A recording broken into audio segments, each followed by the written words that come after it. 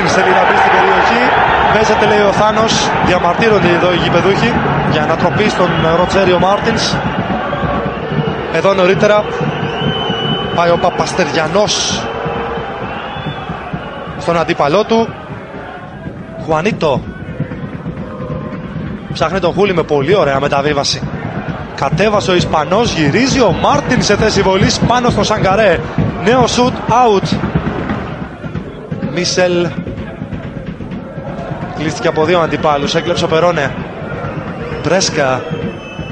Ο Μάρτιν δεν έκανε το σουτ, η κεφαλιά στα δίκτυα για το 1-0. Σκόρερ ο Ουσέρο.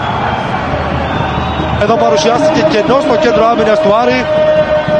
Ο Ουσέρο το εκμεταλλεύτηκε, είναι ο παίκτης που είχε την ευκαιρία με το σουτ στο 14.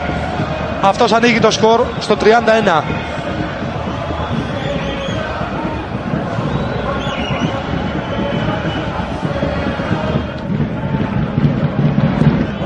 Πέρασε εδώ η μπάλα, ο Ούμπιντες είναι σε θέση βολής. Βγαίνει ο Χακόμπο, πάσα θέλησε να κάνει ο Ούμπιντες.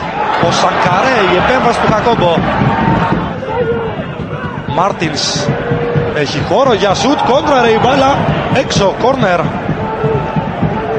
Στο 36.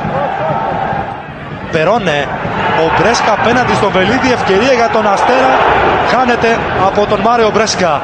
Στο τέτα-τέτ με τον Βελίδη στο 52. Εκτελεί ο Μπρέσκα για λίγο με 10 ο Άρης. Κεφαλιά του Χουανίτο που είναι μόνος του, 2-0.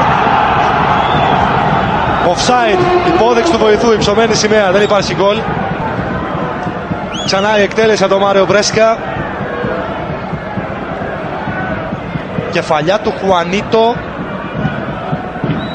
Εκεί υπάρχει παίκτης του Αστέρα που επηρεάζει τη φάση. Σωστά. Δεν μετράει τον γκολ. Πρόμπιερς φωνάζει ότι πρέπει να γυρίσει άλλος ένας πίσω, να είναι μαζί με τον Μπρέσκα και τον Τόχα. Η κεφαλιά και η επέμβαση του Χακόμπο σε κόρνερ. Εκπληκτική ευκαιρία του Άρη με τον Φατί. Άλβαρες. Από πολύ μακριά πέφτει ο Βελίδης, out.